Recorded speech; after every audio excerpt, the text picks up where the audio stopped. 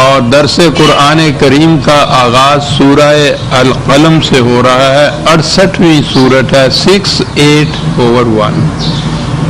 بسم اللہ الرحمن الرحیم. سورت کی ابتدائی ہوتی ہے نون والقلم وما یسطرون. یہ پہلا ہی حرف نون ہے. ایک تو جس طرح سے یہ ابجد کے حرف الف بے تے لکھے جاتے ہیں, اسی طرح سے یہ نون بھی ہے, اور نون واو نون اس سے بھی نون بنتا ہے. یہ اس کے متعلق 2-3 توجیحات آئی ہیں.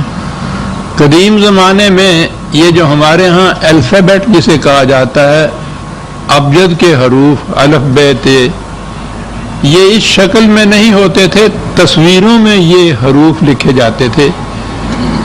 تو اس زمانے میں نون جو لکھا جاتا تھا تو وہ کچھ ایسی شکل تھی جیسے ایک پتلی سی مچھلی ہو, لمبی سی. تو ایک تو اسے مچھلی کے معنوں میں بھی عربی زبان میں یہ لیا جانے لگا. آپ کو حضرت یونس علیہ السلام کو ذنون کہا گیا ہے, مچھلی والا. صاحب الحوت بھی ہے جس کے معنی ہی مچھلی کے ہیں. تو گویا ایک تو اس نون کے معنی اس اعتبار سے مچھلی کے لیے جاتے تھے. پھر اس کے بعد آگے چل کے انہی نے اس سے معلوم نہیں کس بنا پر اس کے معنی اجمالی علوم کے لیے یعنی تفاصیل جن میں نہ ہوں, علامات یا اشارات کی روح سے خود علم کے معنوں میں بھی ان کو لینے لگ گئے. علم کے معنوں میں لیا تو قلم کے ساتھ پھر اسے ملایا تو روشنائی یا انک جسے کہا جاتا ہے وہ معنی ہو گئے. دعوات کے معنی بھی اس کے لیے جانے لگے. تو قلم کی نسبت سے قلم اور دعوات بھی لیے جانے لگے معنی. اس کے بعد غالباً وہی جو پہلی شکل تھی, ذرا سی باریک سی لمبی سی, اس اعتبار سے عربوں کے ہاں نون جو ہے تلوار کے معنوں میں بھی استعمال ہونے لگ گیا. اب یہاں میں ایک اصول آپ کو بتا دوں. قرآن میں تدبر جسے کہتے ہیں, غور و فکر جسے کہتے ہیں, وہ ایک بڑی بنیادی چیز ہے. اور چونکہ میرا مسلک ہی اس انداز سے قرآن میں تدبر کا ہے, اس لیے بھی اس کی ذرا تفصیل ضروری ہے. جیسا کہ آپ نے دیکھ لیا ہوگا مختلف درسوں میں, عربی زبان کے الفاظ میں سے ہر لفظ کے بڑے متعدی معنی ہوتے ہیں, بہت سے معنی ہوتے ہیں اس کے. وہ اس طرح مرادفات نہیں ہوتے کہ ایک کی جگہ دوسرا حرف لفظ لے آیا جائے تو بالکل وہی معنی ہوں.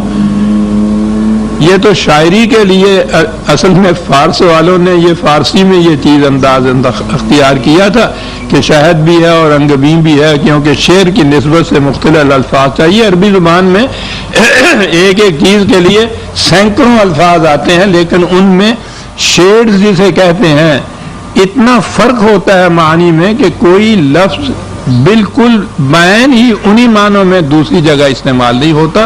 تو یہ مرادفات کہلاتے ہیں. قرآن کریم میں یہ الفاظ آئے ہیں. اب دیکھنا یہ ہوگا جو تدبر والا ہے کہ ان معانی میں سے کون سا معنی اس مقام کے اوپر فٹ ان جسے کہتے ہیں مطابقت کھاتا ہے جہاں قرآن نے اسے استعمال کیا ہے. یہ ہے کہ اس مقام پر ان الفاظ کے معنی میں سے کون سا معنی لیا جائے گا. ایک تو یوں دیکھنا ہوتا ہے, اور پھر قرآن نے خود بتایا ہے. قرآن کریم کے سمجھنا کا طریقہ تصریف آیات ہے کہ ایک ہی چیز قرآن میں مختلف مقامات کے اوپر دہرائی جاتی ہے, اور یہ اس کا خاص انداز ہے. اگر وہ مقامات سامنے ہوں جہاں وہ چیز بار بار آئی ہے تو ہر مقام پہ اس کے معنی خود متعین ہو جاتے ہیں. تو تدبر کرنے والے کے لیے ضروری ہوگا ایک تو کہ وہ جو لفظ سامنے آیا ہے اس کے جو مختلف معانی ہیں وہ معانی سامنے ہوں.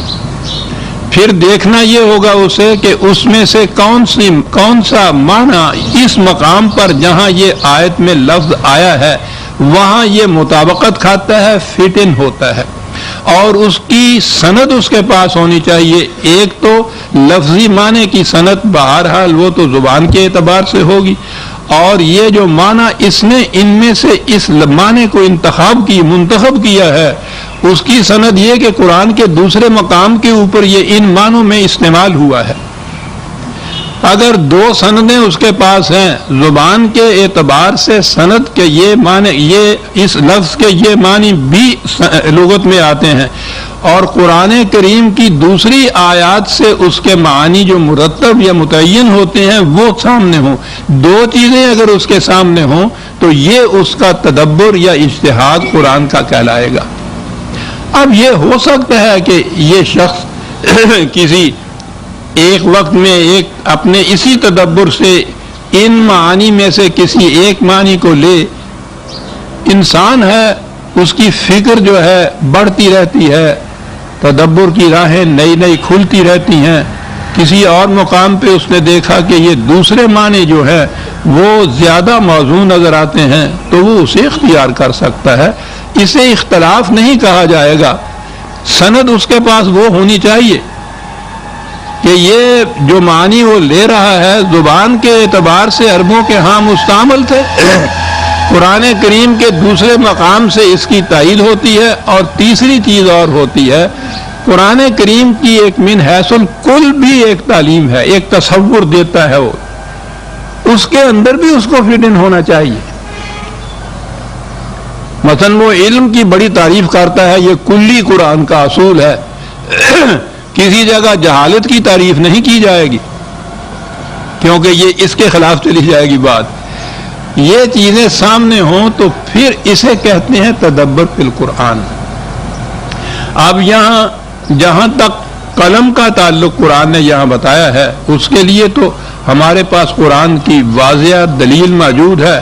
الذی علم بالقلم قرآن نے کہا ہے، خدا کی وہ ذات ہے کہ جس نے انسان کو لفظی معنی تو اس کے آئیں گے کہ قلم کے ذریعے سکھایا، ایک جگہ ہے علمہ البیان کہ اس کو باتیں کرنا سکھایا، یہ تو سکھایا کے معنی یہ ہوتے ہیں کہ اس نے اس میں صلاحیت رکھ دی انسان میں قوت گویائی سے اپنا مفہوم بیان کرنا، اور جہاں کہا کہ قلم کے ذریعے سکھایا تو معنی یہ ہو گئے کہ تحریر کے ذریعے سے اپنا مفہوم بیان کرنا۔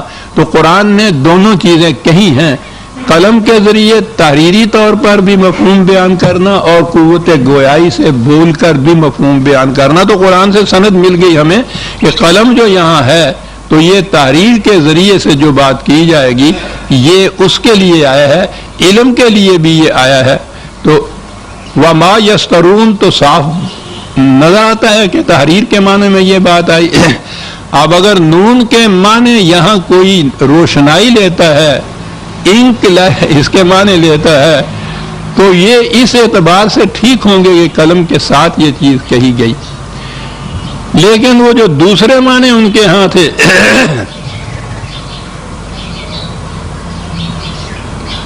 نون کے معنی تلوار جو انہوں نے لیے تھے یہ ان کے لغت میں یہ معنی موجود ہیں، اور اب دیکھنا یہ ہے کہ اگر کوئی یہ معنی لیتا ہے تو قرآن کریم سے اس کی تائید کیسے پہلے ملتی ہے۔ لیکن میں پہلے اس قلم کی جو اہمیت قرآن نے بتائی ہے میں ذرا دو لفظ اور اس پہ اضافہ کرنا چاہتا ہوں۔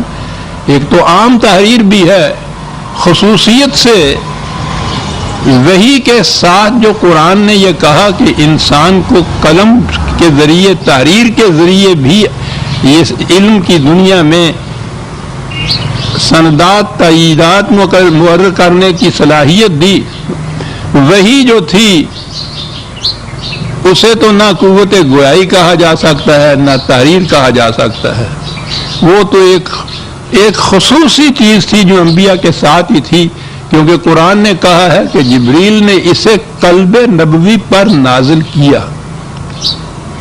تو جو چیز قلب پر نازل کی جاتی ہے وہ تو یہ جو چیزیں محسوسات ہیں ہمارے ہاں نہ تو وہ گویائی میں آتی ہے نہ وہ تحریر میں آتی ہے، لیکن یہ وحی جو تھی یہ صرف خیالات یا آئیڈیاز نہیں تھے، الفاظ، یہ وحی باللفظ تھی، یہ الفاظ قرآن کے بھی وحی کے ذریعے سے نبی اکرم صلی اللہ علیہ وسلم پر نازل ہوئے، جسے قرآن کی اصطلاح کی ہے۔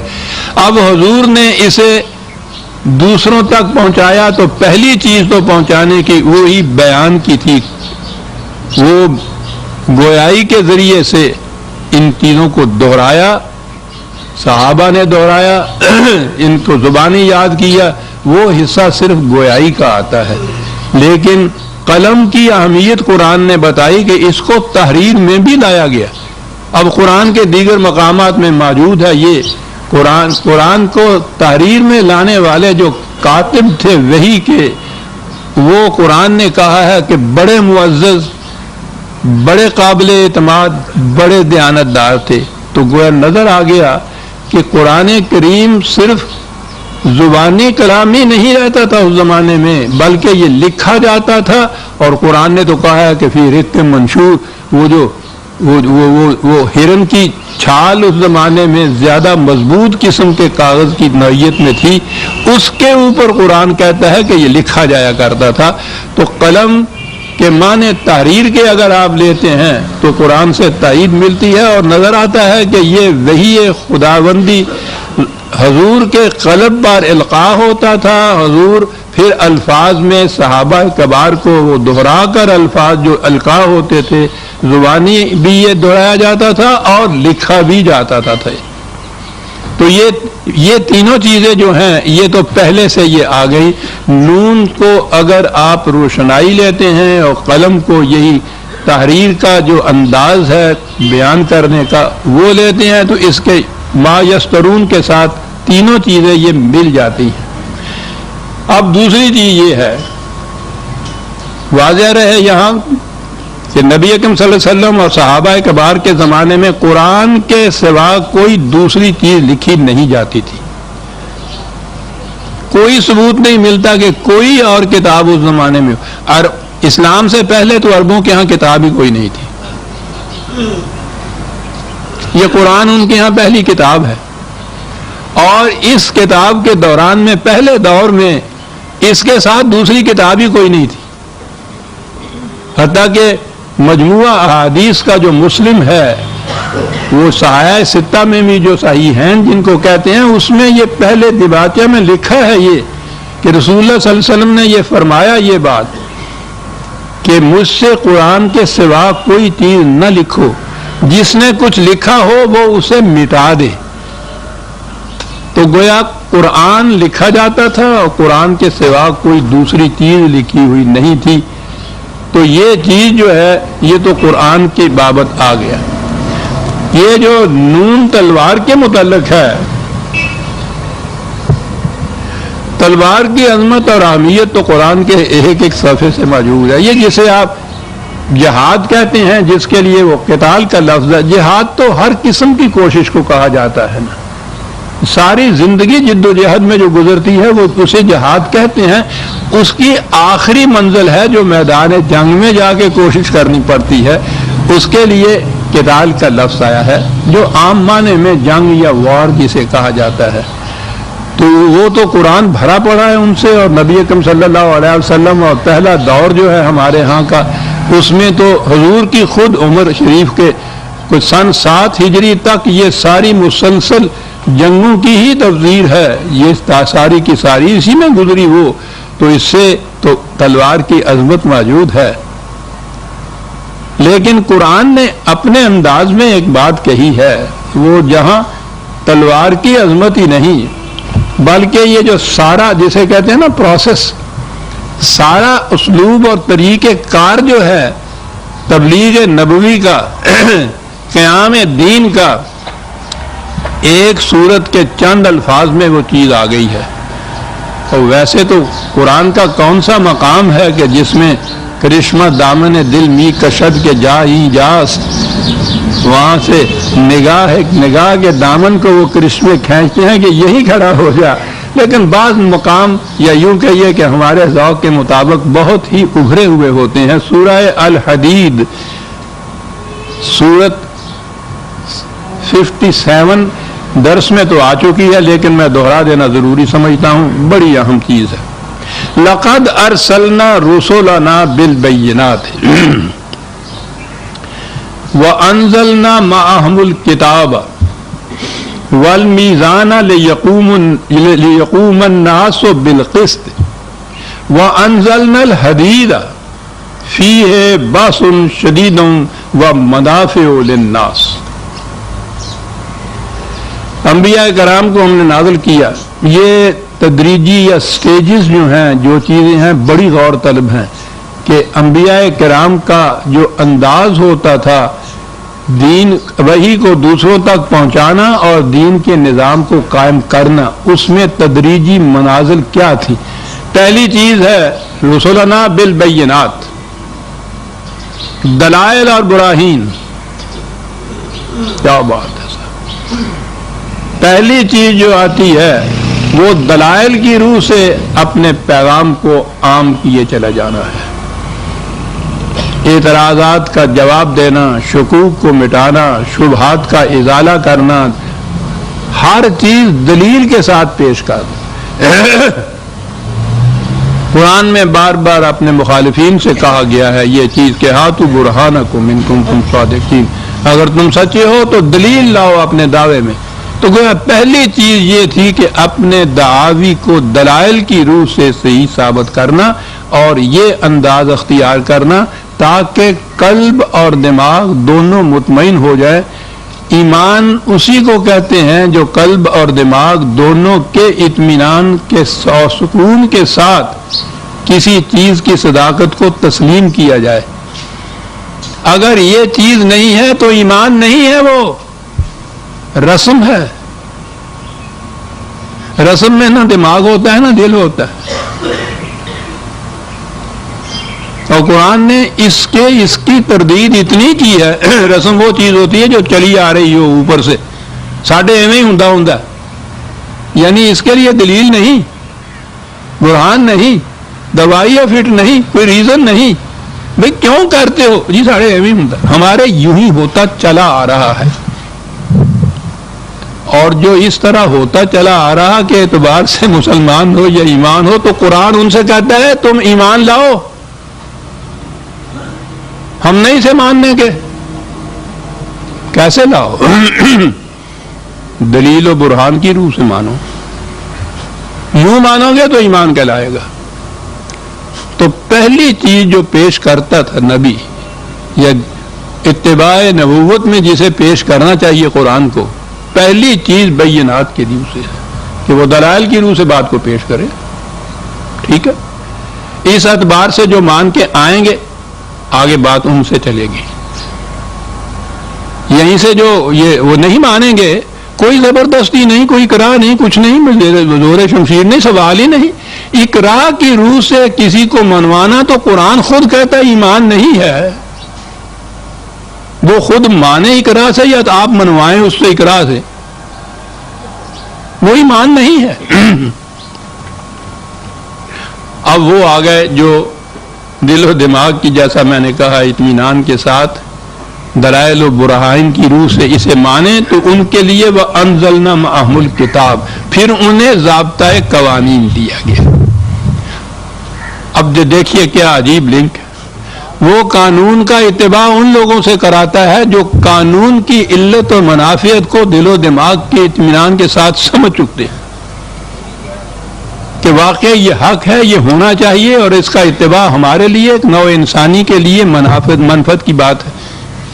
किताब उनके लिए है जो पहले दलील और बुरहान से बात की सदाकत को मान लें, कुरान की अहमियत को तस्लीम कर लें, तो किताब है उनके लिए। ये किताब या कानून काहे के लिए दिया गया है? वल मीज़ान लियक़ूमन नासु बिलक़िस्त, ताकि लोगों के मामलात तुम इंसाफ और अदल के साथ तय कर सको।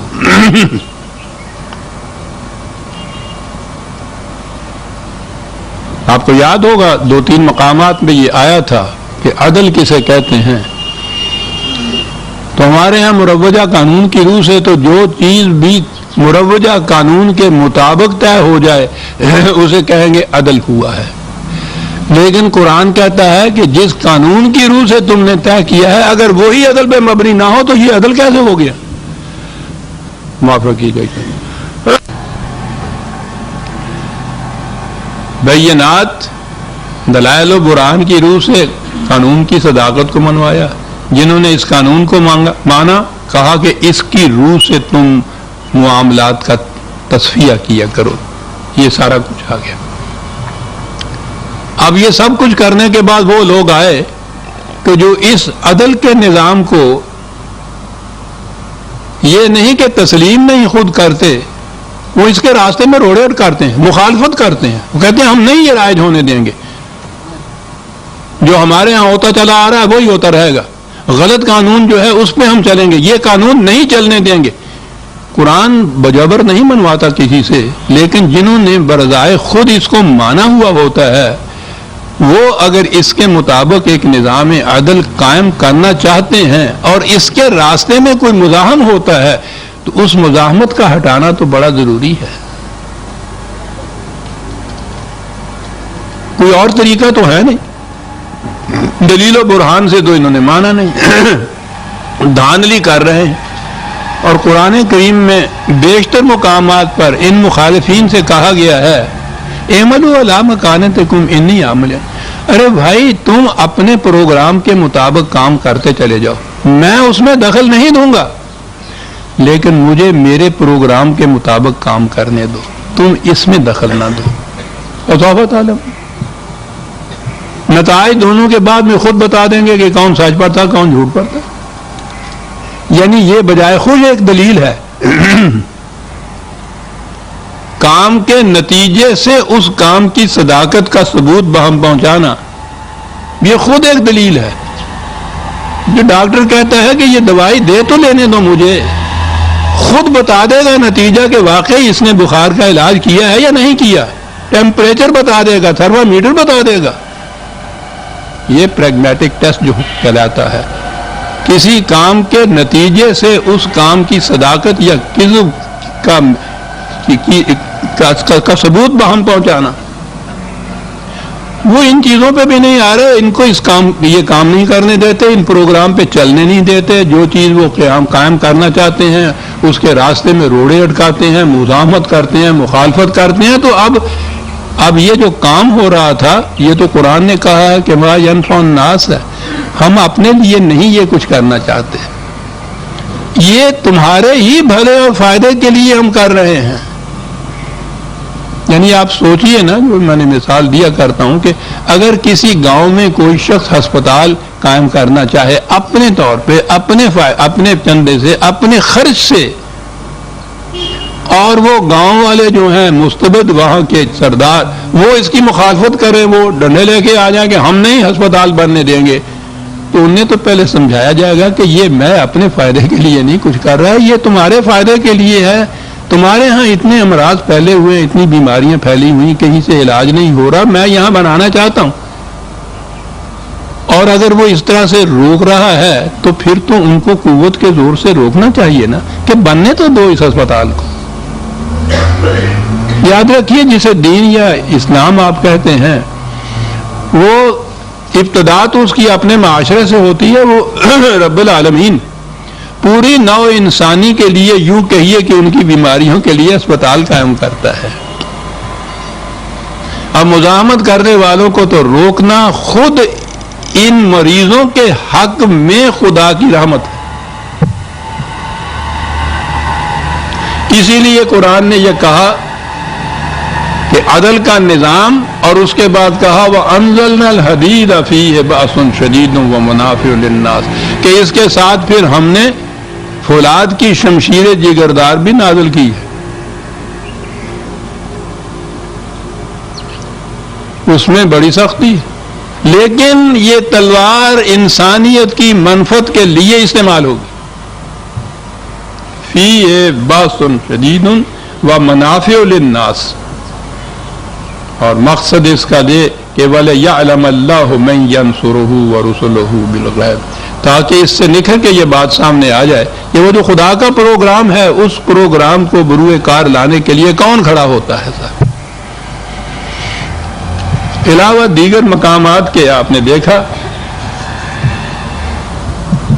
کہ قرآن کریم نے خود تلوار کہہ لیجئے، تلوار تو سمبل یا ایک علامت ہے نا قوت کی، اس کو کتنا اہم قرار دیا ہے دین کے نظام کے قیام کے لیے، قائم کرنے کے راستے میں جو روڑے اٹکائے اور وہ عقل و خرد تدبر تفکر شعور برہان دلیل کی روح سے نہ مانے دھاندلی کرے تو انسانیت کی منفعت کا تقاضا ہے کہ پھر اسے قوت کے زور سے روکا جائے.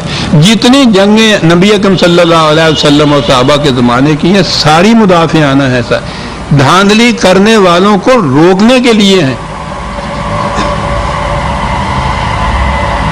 کہیں جا کے ان کے اوپر حملے کرنے کے لیے نہیں. اور اسی کو کہتے ہیں منافع للناس کے لیے یہ سارا کچھ جو تھا. اور پھر یہ انزلنا معہم ہے، یعنی خالی تلوار نہیں دی، یہ جو سب کچھ پہلے کہتے چلے آ رہے ہیں وہ ان سب کے ساتھ تلوار ہے. یہ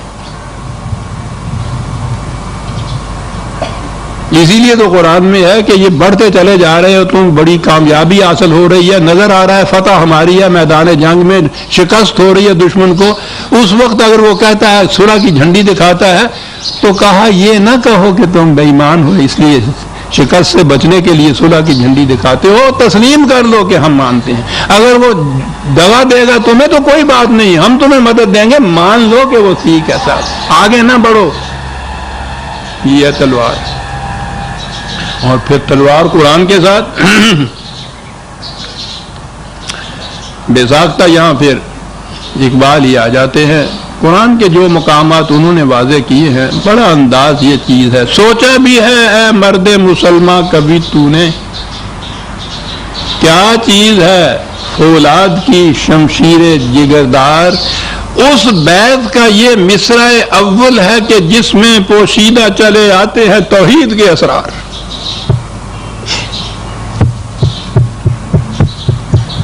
اور اس کا استعمال بتا دیا کہ لا دی ہو تو ہے زہر ہلاہل سے بھی بڑھ کر، ہو دی کی حفاظت میں تو ہر زہر کا تریاق. اور دو ایک مقامات میں تو بڑی خوبصورتی سے بات کی ہے. مومنارا تیغ با قرآن بس است، قرآن اور قوت جو ہے کیوں این دو قوت حافظ یک دیگرند، یہ دو قوتیں ہیں. قرآن کی ایک قوت ہے، صحیح زندگی کے جو اصول ہیں ان میں اپنی ایک قوت ہوتی ہے، حق کی ایک قوت ہے. قرآن کے اندر بھی ایک قوت ہے، شمشیر کے اندر بھی ایک قوت ہے. کہا یہ دونوں ایک دوسرے کے محافظ ہیں. قرآن شمشیر کا محافظ ہے کہ بے راہ نہ ہونے پائے، اور شمشیر قرآن کی محافظ ہے کہ کہیں واز بن کر نہ رہ جائے.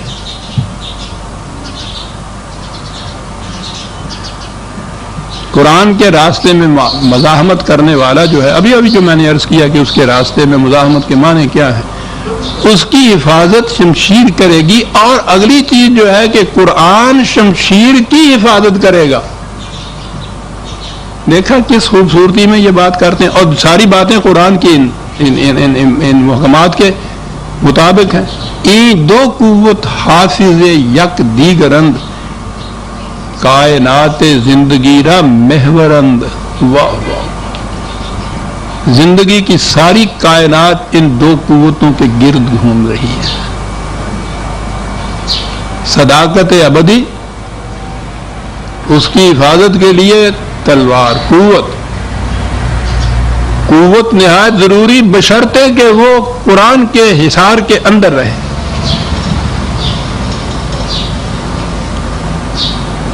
اب یہ چیز جب ساتھ دی جائے اور قرآن نے جو شمشیر کی یا قوت کی خود تعریف اتنی اہمیت بتائی ہے وہ لیا جائے، تو پھر نون کے معنی شمشیر لینے میں کوئی حرج نہیں ہوتا. آپ نے غور فرمایا کہ یہ دوسرے معنی جو ہے میں نے کیوں ترجیح دی ہے؟ لغات اس کی تائید کرتی ہے، یعنی لغت عربی زبان، قرآن اس کی تائید کرتا ہے. یہ اب یہ چیز پرائرٹی ہو جاتی ہیں تدبر کرنے والے کے نزدیک، ترجیحات اسے کہتے ہیں کہ ان دونوں میں سے وہ کس کو ترجیح دیتا ہے. ترجیح دی. دوسرا اگر کوئی وہ معنی لیتا ہے تو یہ بات اس کے ساتھ جھگڑنے کی نہیں ہے کہ یہ غلط ہے، بشرطے کہ اس کے پاس بھی یہ سندات دونوں ہونی چاہیے، لغت کی سند اور قرآن کے دوسرے مقامات کی سند، اور کلی تعلیم جو ہے قرآن کی اس کی تائید یہ چیز ہو. یہ نہیں ہے کہ فلاں محسر نے یہ لکھا ہے، فلاں محدث نے یہ لکھا ہے، فلاں عالم نے یہ کہا ہے. یہ سند نہیں ہے.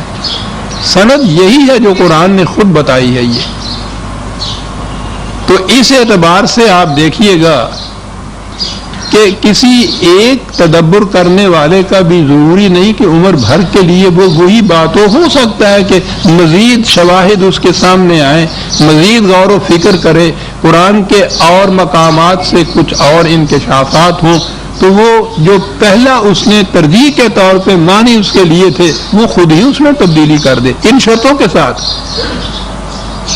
علم انسانی تو بڑھتا چلا جاتا ہے، یہ رکتا نہیں ہے. اس لیے کسی ایک دور کے جہاں ایک فرد کا تدبر بھی حرف آخر نہیں، ہر ایک کو حق حاصل ہے ان سند کے ساتھ خود تدبر کرے، اسی طرح کسی ایک دور کا تدبر بالقرآن قیامت تک کے انسانوں کے لیے سند نہیں ہے. علم انسانی بڑھ رہا ہے.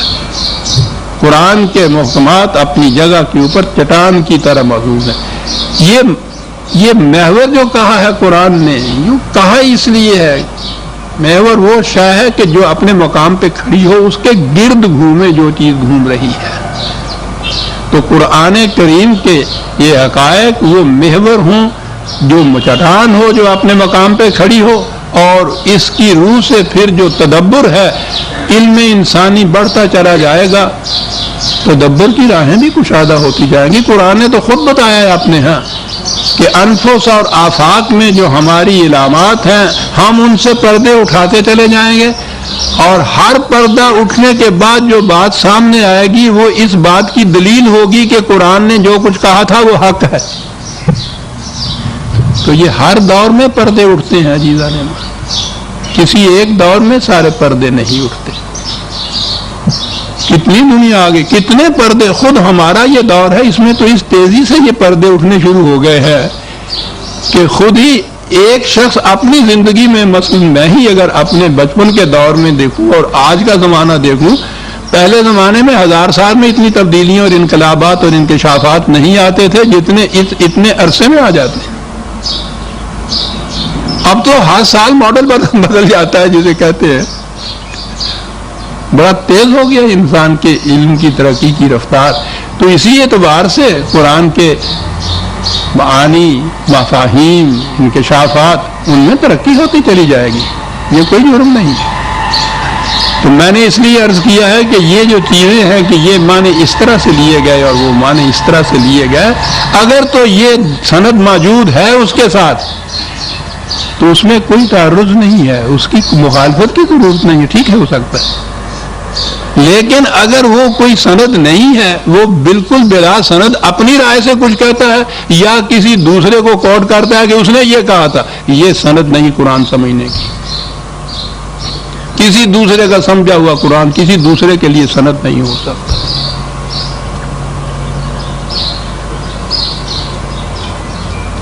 نون والقلم وما یسطرون، یہ میں نے بتایا ہوا ہے آپ کو کہ جہاں جہاں بھی یہ چیزیں آتی ہیں، جسے کہتے ہیں کہ خدا قسم کھاتا ہے ان چیزوں کی، قسم کھانے کے معنی نہیں ہوتے. شہادت دیتی ہیں یہ چیزیں اس بات کی، اس بات کی جو آگے کہی جاتی ہے، اور بات وہ عظیم ہے جو کہی جا رہی ہے. کس بات کی شہادت دیتی ہے؟ علم کی بارگاہ سے شہادت تمہیں ملے گی، قوت کی بارگاہ سے بھی شہادت تمہیں ملے گی۔ شہادت کس بات کی؟ ما انت بنعمت ربک بمجنون، خدا کے فضل و کرم سے تو پاگل نہیں ہے۔ یہ کیا بات ہے؟ تو دیوانہ نہیں ہے۔ قرآن کے دیگر مقامات میں ہے کہ وہ کہا کرتے تھے رسول اللہ کے متعلق کہ یہ تو پاگل ہے۔ اب یہ جو چیز ہے، جہاں تک میں نے غور کیا ہے، معاذ اللہ کوئی طبعی طور پہ تو ایسی بات تھی نہیں جس سے وہ یہ کہیں کہ یہ پاگل ہے۔ ایک پاگل پن دیوانگی اور جنون اور بھی ہوتا ہے، اور وہ جنون وہ ہوتا ہے جس کے بغیر کوئی بلند مقصد حاصل نہیں ہو سکتا۔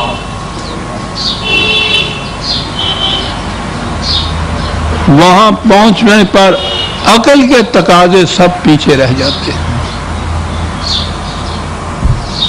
وہ عشق کا تقاضا اور ہوتا ہے، بلند مقصد، اس کی صداقت پر یقین، اس کے حصول کے لیے مسلسل جد و جہد، اور پھر وہ مقام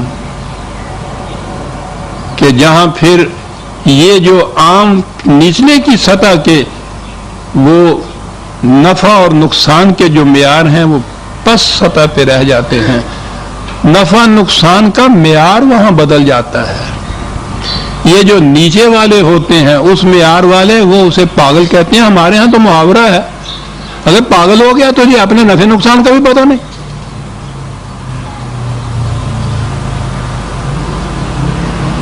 یہ کیا ہے نفع نقصان کا پتہ نہیں؟ میں ان پاگلوں کا ذکر نہیں کر رہا جن کو کہ آپ طبی طور پر مینٹل ہاسپٹل والے پاگل کہتے انسان۔ میں ان پاگلوں کا ذکر کرتا ہوں جو عشق کی دیوانگی میں اس مقام پہ پہنچتے ہیں جہاں ان کے ہاں نفع اور نقصان کا معیار بدل جاتا ہے۔ یہ جو پس سطح کے لوگ ہوتے ہیں وہ اسے کہتے ہیں پاگل ہو گیا، اس کو تو اپنے نفع نقصان کا بھی پتہ نہیں ہے صاحب۔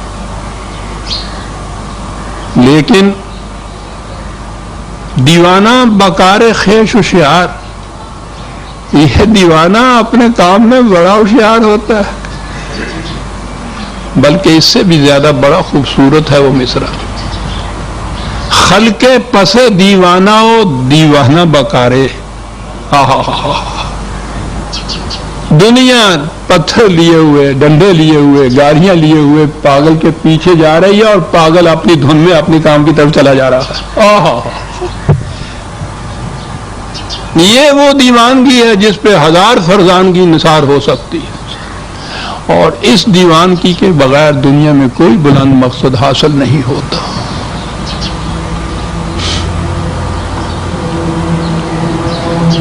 وہ جو آتا ہے تاریخ میں اب بھی کہ وہ لوگ آئے تھے اور حضور کے چچا کے موجودگی میں انہوں نے کہا تھا کہ آپ یہ چیزیں چھوڑ دیں جو کہہ رہے ہیں ہمارے خلاف، آپ کیا چاہتے ہیں؟ دنیا بھر کی دولت چاہتے ہیں؟ ہمارے پاس موجود ہے، وہ ہم دے دیں گے آپ کو۔ آپ چاہتے ہیں کہ ہمارے آپ بڑے بن جائیں؟ وہ پنچایتی نظام ہوتا تھا نا کہ اس میں تو بڑا آدمی جو ہوتا تھا وہی سربراہ ہو جاتا تھا، آمر ڈکٹیٹر ہوتا تھا۔ آپ وہ قوت اقتدار چاہتے ہیں؟ ہم خود دینے کو تیار ہیں آپ کے ہاں۔ اور پھر وہ جو بڑا دکھتا ہوا پہلو ہوتا ہے، اگر آپ چاہتے ہیں تو کوئی حسین ترین لڑکی جو ہے اس سے شادی بھی آپ کی کر سکتے ہیں۔ اور جواب یہ تھا اس عقل کل کی دیوانگی کا کہ یہ تو باتیں کچھ نہیں ہیں، اگر میرے ایک ہاتھ پہ چاند رکھ دیں اور دوسرے پہ سورج رکھ دیں میں اس سے پھر بھی باز نہیں آ سکتا۔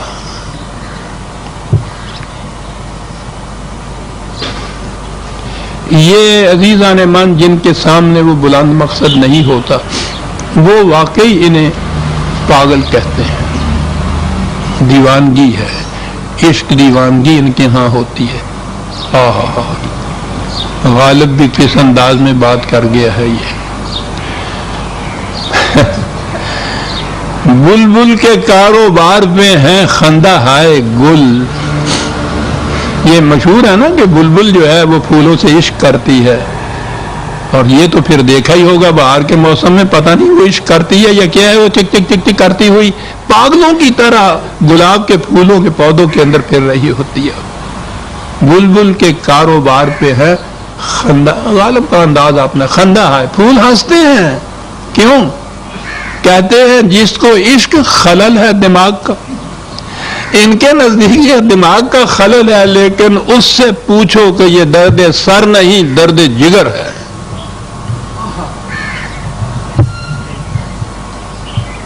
وہ اس دیوانگی کا علاج نہیں چاہتا. من لذت درد تو بدرما نہ فروشم، نہ فروشم.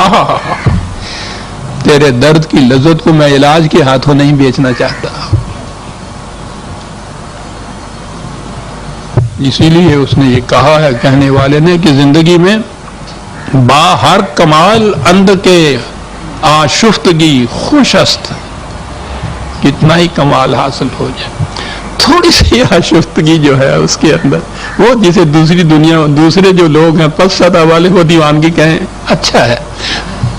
ہر چند عقل کل شدائی بے جنو مباش.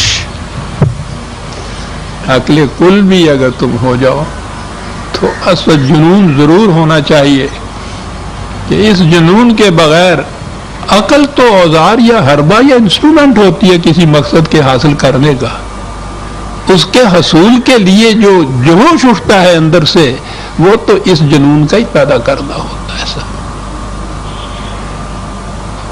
میں بہرحال حضور کی سیرت طیبہ کے مطالعہ کے بعد حالات کے مطابق میری عزیزہ نمان عمر گزر گئی انہی وادیوں میں، جو میں نے دیکھا ہے یہ سوال نہیں تھا کہ وہ معاذ اللہ کہ فزیکلی طبی طور پر حضور پہ کوئی کیفیت ایسی تھی.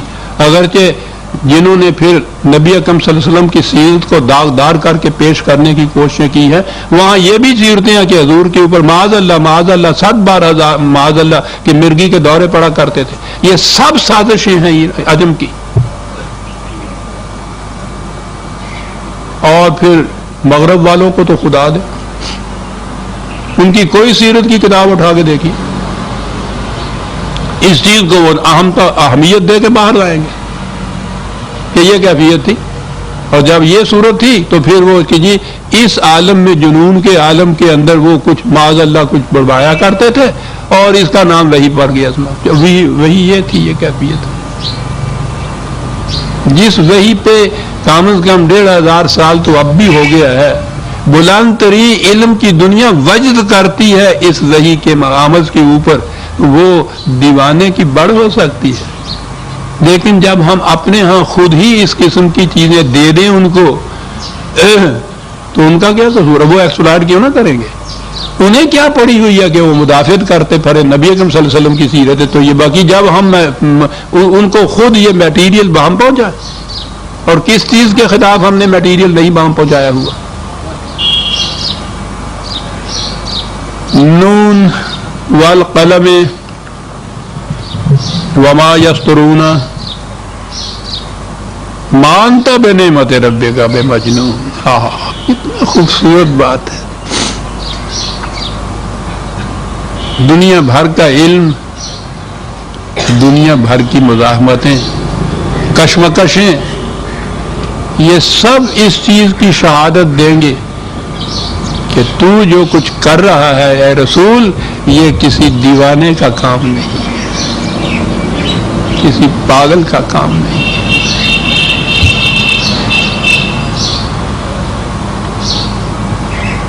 وہ تو اگر کبھی ایسا ہوتا ہے کہ کوئی چیز بھی عام معیار کے مطابق ہوتی ہے تو اس قسم کا دیوانہ تو وہاں کھڑا ہو جاتا ہے کہ غلط راستہ کہیں آ گیا. بہت اچھا ایک اور شعر یاد آ گیا کہ بھٹک بھٹک کے کہاں آ گیا ہے دیوانے، مقام سود و زیاں آ گیا ہے دیوانے. دیوانے کے لیے تو مقام سود و زیاں جو ہے وہ بھٹک جانا ہے، اس کے لیے بہک جانا ہے. مانتا بے نعمت رب کا بے مجنون. نعمت ہے خدا کی، ان کے معیار کے مطابق مجھے جنون والی بات جو کہی ہے کہ وہ نہیں ہے. اور اس کے لیے دلیل دی ہے جو سچ مچ کا پاگل ہوتا ہے اس کے کسی کام میں، کسی پروگرام میں، کسی کاروبار میں، کسی اسکیم میں قرار ہوتا ہی نہیں ہے، استحکام ہوتا ہی نہیں ہے، اس کے نتائج ہی کچھ نہیں نکلتے۔ ایک تو ہر چیز ایٹ رینڈم ہوتی ہے، کسی ایک خاص پروگرام کے تابع نہیں ہوتی، تسلسل نہیں ہوتا، ربط نہیں ہوتا، یہ چیز نہیں ہوتی کہ اس سے یوں کیا جائے گا تو یقیناً اس کا نتیجہ یہ نکلے گا۔ یہ جس کو ہم پاگل کہتے ہیں، میں اب ان کا ذکر کر رہا ہوں کہ ان کے ہاں یہ بات نہیں ہوتی۔ اب وہ چونکہ جو مخالفین تھے اور پھر اس زمانے کے ہی یہ مشرکین، ان کا تو علم بھی اتنا نہیں تھا، وہ اس قسم کے کاروبار کو جنون ہی کہتے تھے۔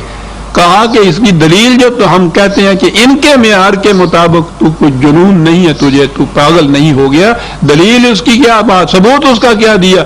انا لکا لاجرا غیر ممنون، جو کچھ تم کر رہے ہو اس دیوانگی میں، اس کا نتیجہ ہنگامی طور پہ کوئی منفعت نہیں، غیر منقطع طور پر یہ مفاد ہوں گے، جتنے قیامت تک کے لیے یہ نتائج جو ہے، تعمیری نتائج اس کے برآمد ہوں گے، جسے یہ تمہاری دیوانگی کہہ رہے ہیں۔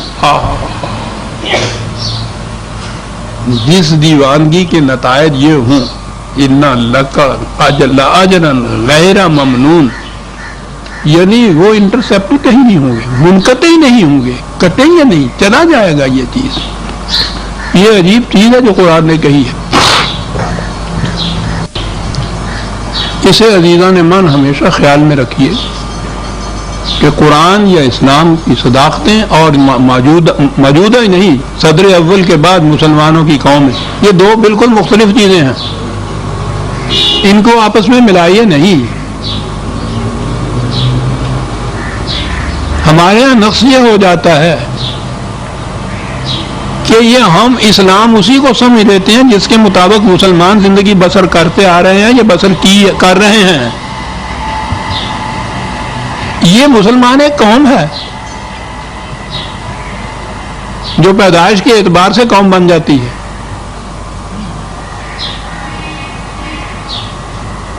آپ کو معلوم ہے اور آپ معلوم ہونا چاہیے، اب تو پورا قرآن دو دفعہ آپ کے سامنے آ گیا کہ قرآن کریم نے یا ایھا الذین آمنوا آمنوا باللہ، اے وہ لوگوں جو کہتے ہو ہم مسلمان ہیں، ایمان لاؤ، وہ تو ہم سے ایمان لانے کا مطالبہ کرتا ہے۔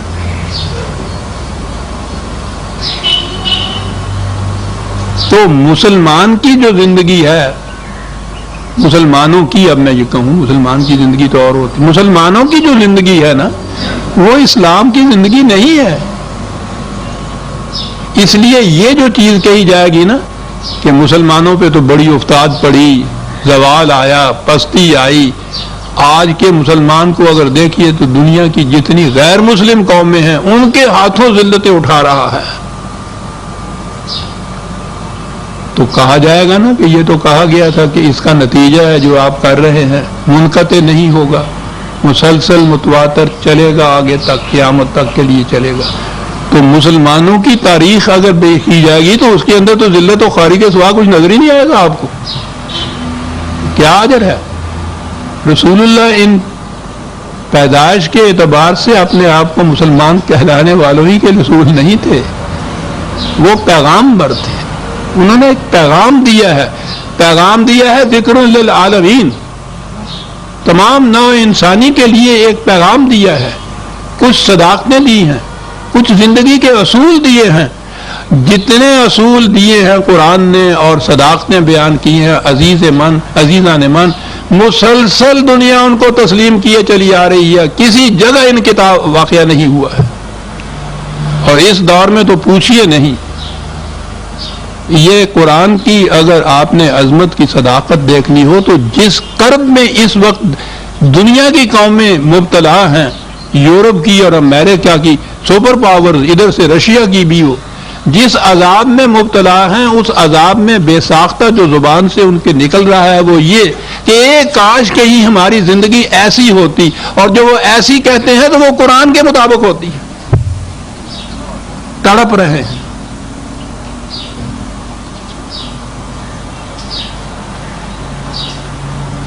وہ تو قرآن ان کو دینے والا کوئی نہیں ہے، سمجھانے والا کوئی نہیں ہے، لیکن ان کو تڑپ بے ساختہ ہوتا ہے یہ اپنے ہاں کی جتنے انہوں نے زندگی کے مختلف اصول، قواعد، قوانین، دساتیر بنائے تھے، ایک ایک فیل ہوتا چلا گیا،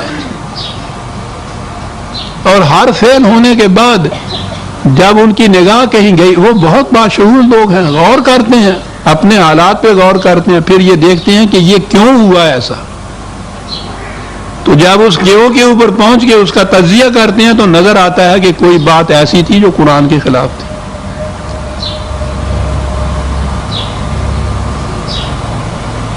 معلوم نہیں آپ کی نظروں سے گزرا ہے یا نہیں، میں نے جو لکھا ہے کہ کیا اسلام ایک چلا ہوا کارتوس ہے؟ یہ ایک ہمارے ہاں کا یہ ایک فکرہ تھا، زبان زد غلائط، عام طور پہ مغرب والے تو پروپیگنڈا کرتے ہیں نا ہمارے ہاں، اور یہاں چونکہ عقل و فکر سے کام لینا مذہب کے معاملے میں حرام قرار دیا ہوا، تو نئی جنریشن ہماری اس پروپیگنڈے میں کا شکار ہو جاتی۔ انہوں نے یہ چیز کہی تھی یہ کہ اسلام چلا ہوا کارتوس ہے، وہ اب چل نہیں سکتا، تو میں نے اس کے اوپر یہ چیز پہلے لکھی تھی، میں نے سلیم کے نام خطوط میں بھی، پھر اس کے بعد ایک بڑا جامع سا مقالہ بھی ہے۔ مغرب کے یہ جتنے بڑے بڑے دانشور ہیں، ان کے اقوال سے میں نے یہ چیز ثابت کی تھی کہ یہ تلاش کر رہے ہیں اس زندگی کی جو قرآن نے دی ہے، تو یہ چلے ہوئے کارتوس کی تو یہ صورت نہیں ہوتی۔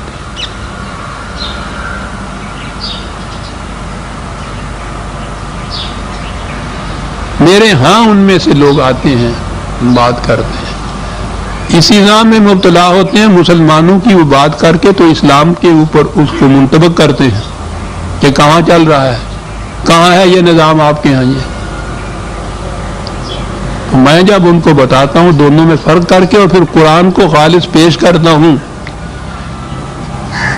تو وہ شعوری طور پہ تو تسلیم کرتے ہیں اس کو، لیکن اگلا اعتراض وہ کرتے ہیں کہ جس طرح سے وہ مور پھر ناچنے کے بعد اپنے پاؤں پہ نگاہ ڈالتا ہے تو پر سمٹ جاتے ہیں، میرے پر سمٹ جاتے ہیں، وہ اٹھتے ہیں اور جاتے وقت کہتے ہیں کہ پھر جب یہ کچھ تمہارے پاس ہے تو ذلیل کیوں ہو دنیا کے اندر؟ اس کا جواب کیا دوں میں؟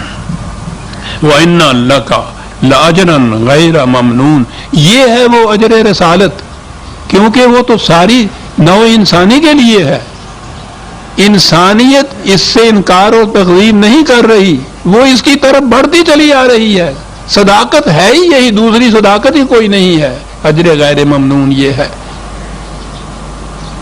دو چیزیں تو پہلے آ گئی، یا علم آ گیا، قوت آ گئی،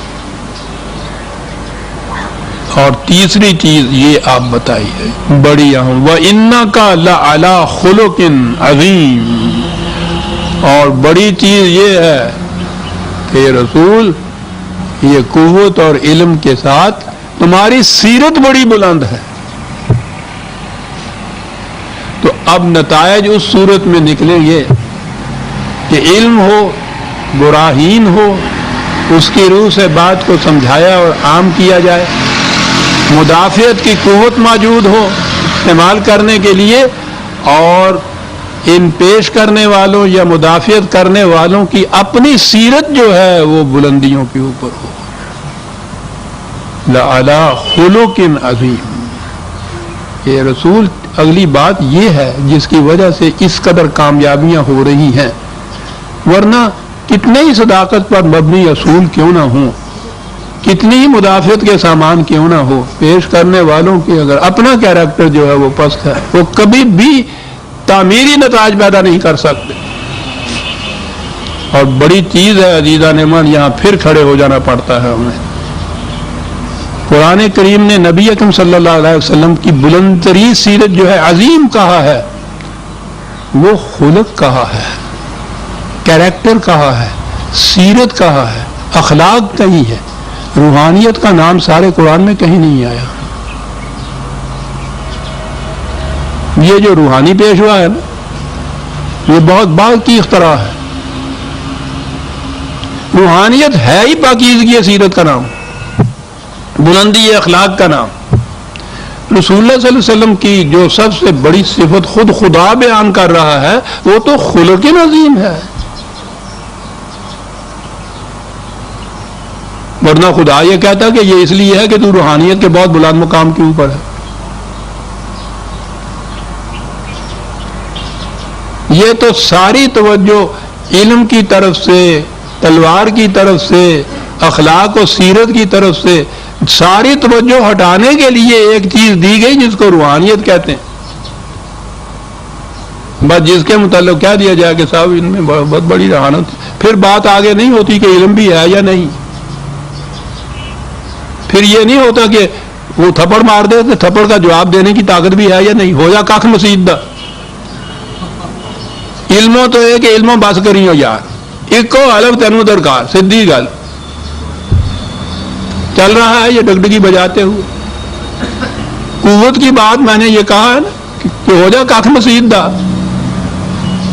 وہ سارے آن پاؤں کے نیچے رونگتے ہوئے تمہیں چلے جائیں، رڑکے بھی نہیں انہوں نے، کھ جو ہوا کنڈا نہیں، کانٹا نہیں، خشک تنکا.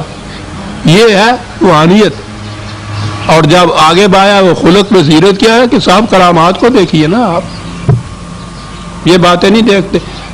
جتنے یہ اخلاقیات میں وہ پست ہوتے چلے جائیں اتنی بزرگ تر ہو جاتے ہیں. ایک آخر میں ایک فرقہ ہوتا ہے صوفیوں کا، ملامتیہ کہلاتا ہے، کہ ان کی ہر روش ہر بات کے اوپر ملامت کرنے کو جی چاہتا ہے، اور وہ مقرب بارگاہ خداوندی اللہ نے بھی اپنے لاگے کنوں کو لے آیا ہوا ہے. ساری عمر نہ ہوتا ہی نہیں آگے. آپ نے دیکھے ہوں گے یہ مجذوب جو ہوتے تھے یا ہوتے ہیں، کیا معیار ہے؟ انکا لعلی خلق عظیم.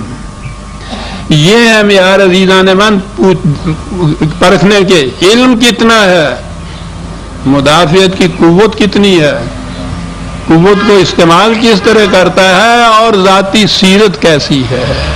یہ کچھ ہوگا تو پھر کہا 1 منٹ کے لیے ہے اجازت شیخ صاحب. پھر یہ کہا کہ فَسَتُبْصِرُونَ وَيُبْصِرُونَ. ہر درس میں یہ عرض کرتا ہوں کہ مرنے کے بعد کی جنت و دوزخ برحق ہمارا ایمان قیامت کے اوپر، لیکن یہ جو تبدیلیاں، یہ جو انقلابات قرآن بیان کرتا ہے، یہ اس کے نتائج وہیں پر اٹھا نہیں رکھتا.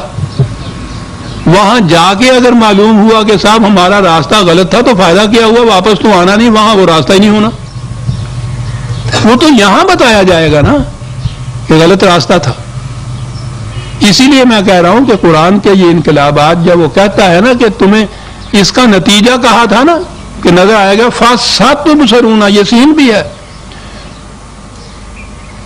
یہ اس کے نتائج اے جماعت مومنین تم بھی ابھی دیکھ لو گے، یہ بھی عنقریب دیکھ لیں گے کہ جو کچھ ہم کہہ رہے ہیں وہ واقعی ہر چیز کی صداقت. میں نے کہا تھا نا کہ اس کے نتائج سے معلوم ہوتی ہے، تو نتائج قیامت پہ اٹھا رکھیے تو یہاں صداقت کا پتہ کیسے چل سکتا ہے؟ وہاں چل کے بتا لیں گے. ساڑھے محلے آئیں کتا مگر ہوا فَسَتُبْصِرُونَ وَيُبْصِرُونَ. کیا پتہ چلے گا؟ پھر ان قریب دیکھ لیں گے. یہ دیکھیے، یہ ان قریب یہ بات سامنے آ گئی. اور پھر بصر ہے، آنکھوں سے دیکھ لیں گے. عقیدے کی بات نہیں ہے کہ ذہنی طور پہ یہ مان لیں گے ہاں صاحب بہت بند. فصل آنکھوں سے دیکھ لیں گے، ویزیبل نتیجہ سامنے آ جائے گا. ان کے کیا نتیجہ سامنے آئے گا؟ بِأَيِّكُمُ الْمَفْتُونُ. ان دونوں میں سے پاگل کون تھا؟